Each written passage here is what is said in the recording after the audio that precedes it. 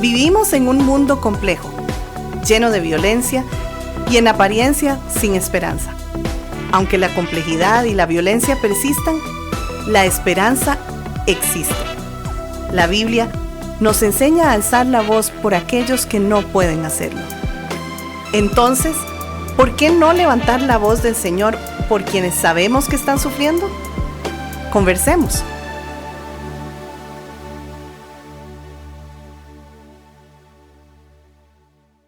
Ante nuestros primeros conflictos relacionales, mediados obviamente por la naturaleza humana pecaminosa, la cual todos poseemos, creamos durante nuestro desarrollo psicológico, llamémosle mecanismos de defensas emocionales, que los construimos para protegernos de abusos, maltratos, abandonos y otros actos violentos. Comenzamos hoy una nueva serie que se anunció la semana pasada, la identificación con la figura agresora, y me encuentro como siempre con mi amigo, hermano, compañero de milicia.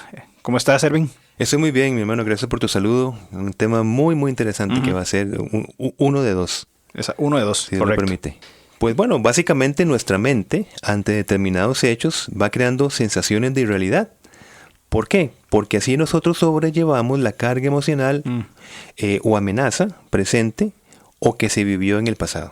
Entonces es justamente a eso es lo que se llaman mecanismos de defensa emocionales, donde se van a habituar en cada uno de nosotros y donde va a atender a dos actitudes durante nuestras relaciones sociales. Bien, la primera forma, y eso se da en muchas personas, en muchas relaciones, es que la persona buscará formas de engañarse a sí mismo. Sí. Bien, por ejemplo, un complejo de superioridad va a compensar las propias inseguridades no resueltas. Cuando una persona tiene lo que la Biblia habla, un mayor concepto de sí, ¿verdad? Que dice Romanos, ninguno tenga mayor concepto de sí que el que debe tener. Este mecanismo de defensa de superioridad, de perfección, bien, es ya lo dije, es un mecanismo de defensa. Y es una forma de engañarse a uno mismo. Exacto. Para sobrellevar cosas no resueltas en la persona. Exactamente. Traigo un bulto de asuntos pendientes que no sé cómo resolver, entonces busco este mecanismo. Sí. Y otra forma también es que la persona buscará formas de defenderse a sí mismo. Por ejemplo, cuando se justifica el acto de violencia en el mundo, cuando decimos o controlo o me controlan. Sí. Entonces yo me voy a defender, porque si yo no me impongo, me van a controlar, entonces mejor yo controlo. Exacto. Y es una forma de defenderse Entonces, para resumir, hablamos de forma de engañarse a sí mismo y forma de defenderse a sí mismo. Son mecanismos de defensa creados por el montón de asuntos que traemos encima. Y en esas dos columnas entran un montón de mecanismos, ¿verdad? Muchos, que la intención de este podcast no es estar hablando específicamente de esos mecanismos. Correcto. Empezamos hablando de esto para ir acercándonos al objetivo de este podcast en particular. Entonces, bueno, debido a los golpes emocionales recibidos en el pasado y mantenidos desde el ciclo de la violencia, la parte más afectada va a crear sus propios mecanismos de defensa, porque evidentemente la parte agresora tiene sus propios de justificación, racionalización, etc.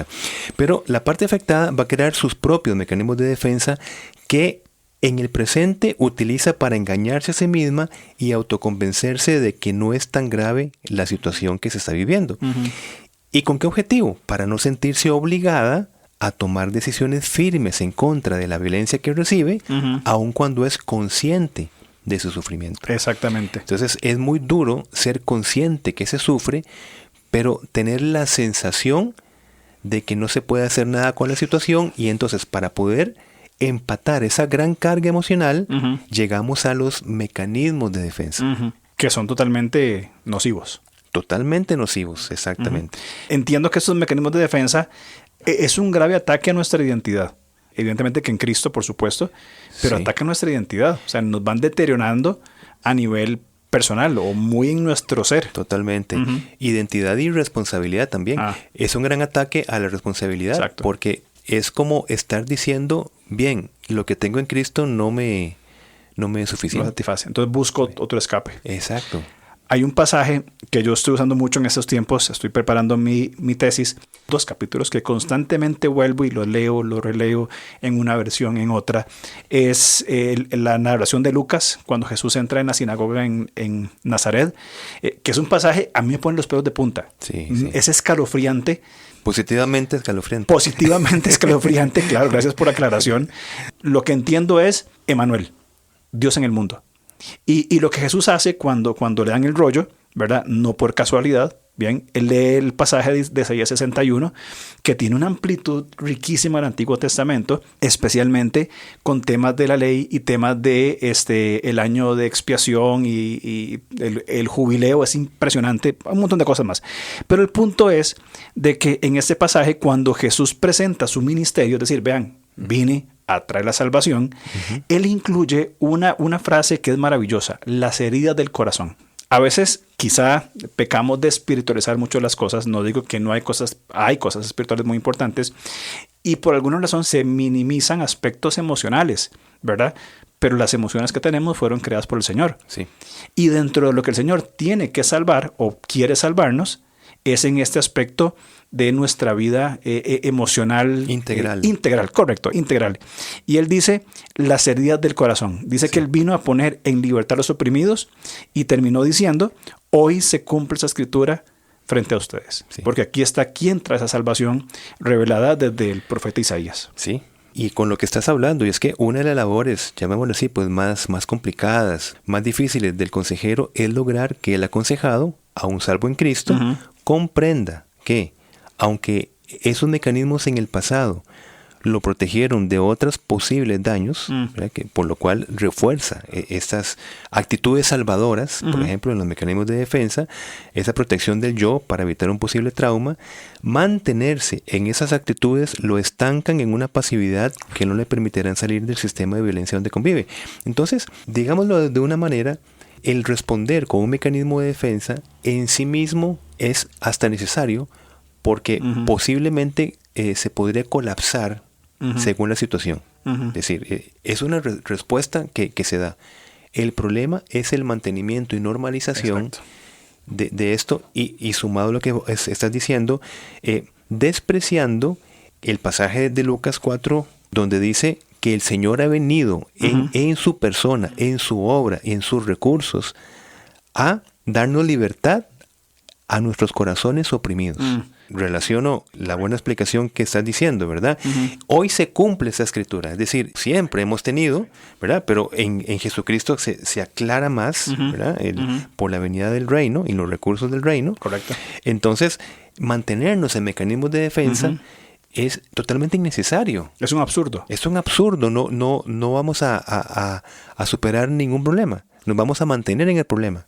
Son círculos viciosos. Sí. Es decir, estos mecanismos de defensa, como vos decías, en algún momento fueron necesarios, pero normalizar y persistir teniendo el recurso de la persona de Cristo, que, a ver, como hablábamos en el podcast anterior del triángulo dramático, se persiste en esos patrones hasta que se irrumpa con la persona de Cristo y todos sus recursos, amplios recursos, se puede salir. Muy bien.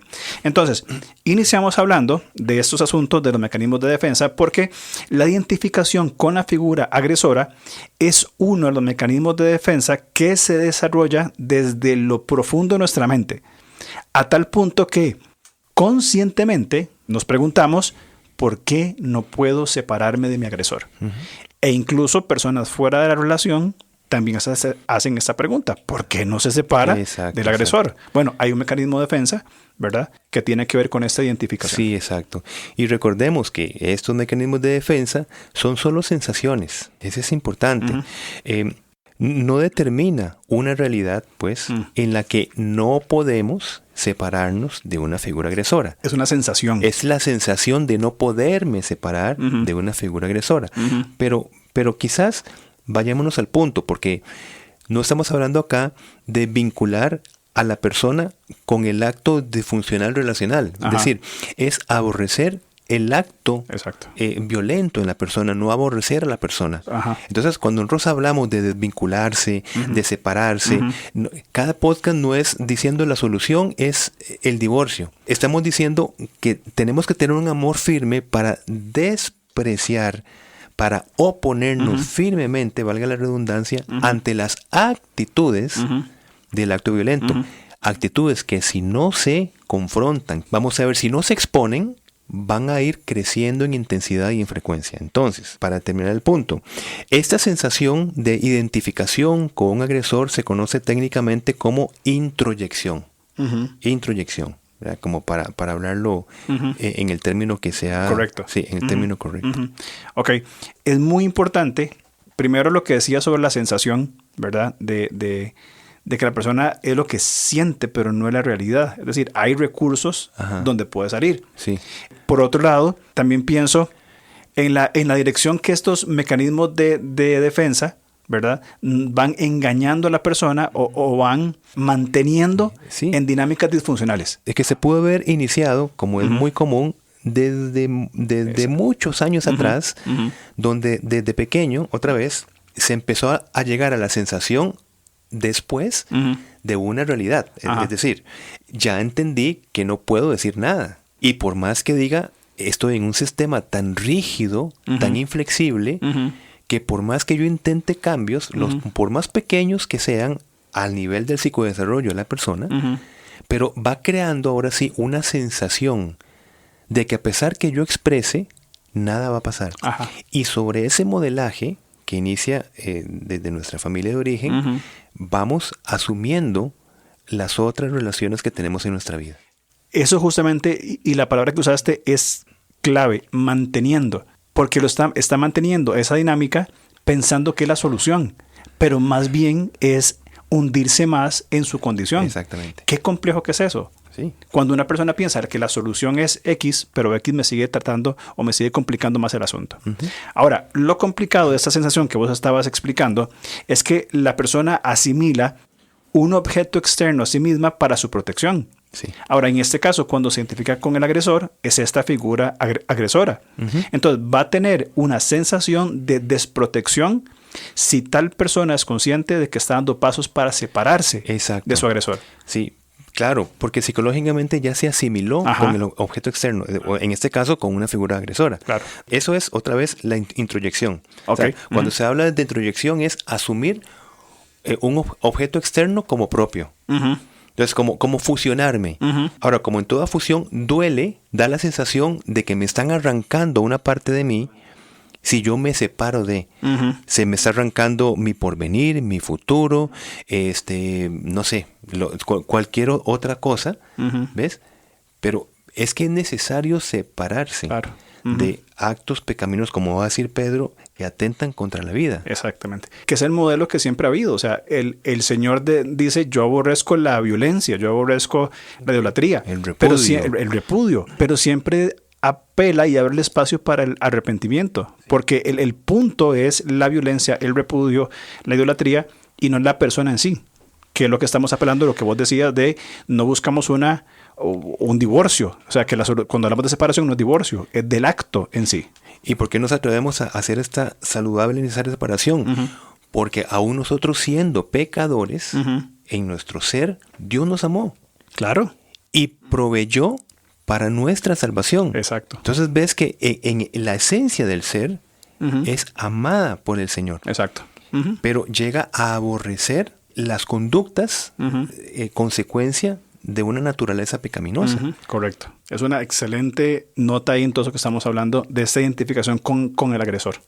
Entonces, ¿cuál sería el mecanismo de defensa para ser puntual en esto que estamos hablando? Podría sugerir que sería entonces convertirnos precisamente en lo que el agresor exige de nosotros.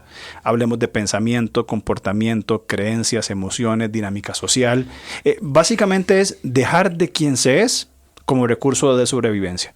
Bien, no nos dejamos de sorprender, por supuesto, cuando tratamos este tipo de casos en Levanta. El argumento del agresor, en el supuesto caso que sea el esposo, ¿verdad? Una herejía, ¿verdad? Que personas dicen que la Biblia dice que la esposa tiene que someterse al esposo en todo. Tiene que haber un sometimiento correcto y bíblico, como hemos hablado anteriormente. Claro. No la manipulación a estos actos. Y como hemos dicho que a veces entramos, imagínate llegar a una conferencia en contra de violencia y que empecemos, necesitamos que las esposas se sometan más a sus esposos, ¿verdad? Entendiendo lo que claro, empiezan a volvernos a ver, ¿verdad? Con esos ojos como si no, pues, ¿qué es ¿Qué esto? pasa? Pero no está tratando, eso es lo que estoy sufriendo. Entonces empezamos a decir, ahora sí, entendamos bíblicamente qué significa el sometimiento mutuo. Que lo hemos hablado ya muchas veces. Oh, sí, por supuesto. Entonces la conclusión, otra vez, volvemos a la misma frase, entendemos por qué necesitamos que las esposas se sometan más a sus esposos, que sean la ayuda idónea, ¿verdad? Sí, porque esto va a potenciar el liderazgo masculino. Entonces no caben estos argumentos, ¿verdad?, dentro de estos mecanismos de defensa. Claro. Entonces, sobrevivir, entre comillas, en una relación disfuncional, porque la figura agresora no quiere cambiar, ¿verdad?, aún con los recursos que el Señor ofrece, es vivir anticipando las acciones, comportamientos, estados emocionales, producto de una manera de pensar distorsionada, del agresor. ¿Para qué? Para así evitar o reducir los abusos. Imagínate qué clase de convivencia, estar siempre en una hiperreacción a todo gesto, a toda, digamos, comunicación no verbal o verbal, todo bajo esa tensión de decir ya va a estallar. Entonces, claro, necesito, para no vivir en esta tensión, buscar una solución, un parche relacional. Y ese mecanismo es, como bien vos lo explicaste, convertirnos precisamente en lo que el agresor exige de nosotros. Pero esta exigencia dentro de un mundo distorsionado de manera de pensar. Sí, claro. ¿Verdad? De un malentendimiento, otra vez, de Efesios 5:24, el sometimiento de la esposa, pero terrible, ¿verdad? Totalmente tergiversado. Tergiversado, totalmente. Entonces, como tu frase preferida, para llevar la fiesta en paz, entonces tengo que hacer algo. Claro. Muy bien, entonces me someto de una manera muy distorsionada, ¿verdad?, al criterio de la otra persona, y así me doy cuenta que algo se reduce en mi tensión relacional. Ese es un mundo cristiano bizarro. O sea, es totalmente opuesto a lo que las escrituras enseñan. De vivir en libertad. Claro, la libertad, sí, toda la amplitud de la palabra libertad, Claro que es muy importante. Sí. Yo nada más dos palabras que vos dijiste. Sobrevivir anticipando. Sí. ¿Qué nivel de tensión exacto. puede generar esto? Sí. Ahora, se trata de vivir la relación bajo una fuerte carga emocional, que es lo que acabo de mencionar, Totalmente. debido a este estado de hipervigilancia y acomodación. Bien, no hay descanso entre una agresión y otra, ¿verdad? Porque no se sabe en qué momento el agresor va a estallar. Sí. Entonces, es una tensión terrible. Y vamos a lo mismo. ¿Qué se hace? O se toman los recursos que ya están establecidos en la Escritura con amor firme. Correcto. O se dejan a un ladito y se buscan mecanismos de defensa. Paliativos. Paliativos, exactamente. ¿Ves? Que es lo que estamos hablando, que es identificación con el agresor. ¿Y los hijos? Que eso es una frase muy importante. ¿Y los hijos? ¿Verdad? Porque también van a ser afectados grandemente. ¿Verdad? Por el caso de la acomodación, de que estamos hablando, los hijos serán propensos a replicar la violencia en sus próximas relaciones porque se han identificado, hago énfasis en ciertas palabras claves, con este modelo para resolver conflictos o manejar la frustración. Entonces es donde vemos hijos, por ejemplo, de repente dibujando personajes llenos de fuerza y todo. ¿Por qué? Porque de alguna manera se están identificando con esa distorsión del poder y la fuerza para poder psicológicamente sobrevivir en una relación donde no tienen voz. Imagínate niños pequeños creciendo en un ambiente de extrema violencia, manifestación explícita de violencia, gritos, donde están viendo cómo una figura maltrata a la otra dentro de mis padres, ¿verdad? Que es algo terrible. Entonces, si yo no me identifico, si yo no replico esto que está sucediendo, entonces yo no sobrevivo en este ambiente. Claro. Y creo que eso es una de las fuentes de la comorbilidad para la violencia. Es decir, cuando estos niños aprenden esos patrones, va a ser una de las líneas que va a alimentar el modelar esto en todas sus relaciones. Sí. Entonces, en otras palabras, bien, para seguir definiendo el concepto, la afectación mental de la persona es que por identificarnos con un agresor, es posible terminar imitándolo para poder sobrellevar el miedo que significa confrontarlo. Clarísimo. O sea, me identifico para imitar. Y también, por supuesto, esto afecta en todo sentido a la persona, en todo ámbito, en todo. Sí. Y pongamos un ejemplo. Por ejemplo, cuando alguien es atacado por un asaltante armado. ¿Ok? Ajá. Entonces, esa persona, la víctima, va a terminar comprándose un arma para defenderse. Y en este comportamiento, ¿verdad? De imitación, va a justificarse o se va a normalizar tal compra desde la identidad de víctima. Entonces, es un ejemplo cotidiano de muchísimos que se pueden dar de cómo es una acomodación. Exacto. Es replicar lo que recibí y en esa réplica yo justifico que eso es para poder sobrellevar la situación emocional que tengo. Ahora me siento más seguro, entre comillas, me siento protegido, lo que sea. Es un mecanismo de defensa. Otro ejemplo, lo pongo sobre la mesa, no sé, creo que se aplica, pero también se da en el abuso de autoridad espiritual. Una persona que ha sido abusada espiritualmente por un supuesto líder, desarrolla un mecanismo de decir, voy a replicar lo mismo. Exacto. Y va a hacer lo mismo con otras personas a nivel, llamémosle, ministerial. No, es un ejemplo bastante claro. Y en esa réplica, supuestamente, yo empiezo a bajar mi tensión emocional de lo que estoy recibiendo. ¿Ves? Por eso es que igual Romanos va a decir, pero es que ustedes no tienen que vencer lo malo con lo malo, sino que tienen que vencerlo con lo bueno. O sea, no repliquen lo malo. Exacto. En otras palabras de lo que estamos diciendo acá. Creo que claramente sentir estos sentimientos de apego por una figura agresora no es algo de lo que se deba tener vergüenza. Es decir, es posible que una persona diga que qué pena, o sea, yo me identifico con mi agresor. Y sintiendo, básicamente, me da vergüenza que las personas se den cuenta que sigo queriendo. Sí. O que estoy queriendo a una persona.